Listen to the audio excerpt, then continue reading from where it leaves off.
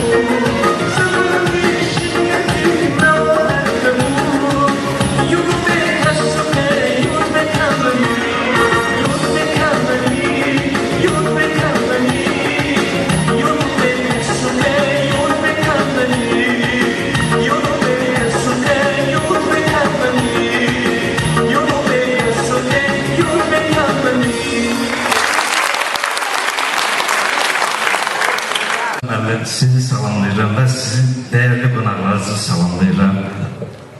Mən sizi səmimi qəlbdən təbrik edirəm.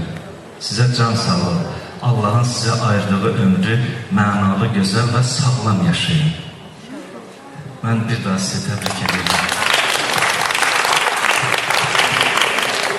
Və bir mahnıda ifa edəcəm. Süleyman müəllimin yazdığı şeiri mən bəstələmişəm və ondan sonra 300 kilometr dayanmadan sürməliyəm. İşimə getməliyəm.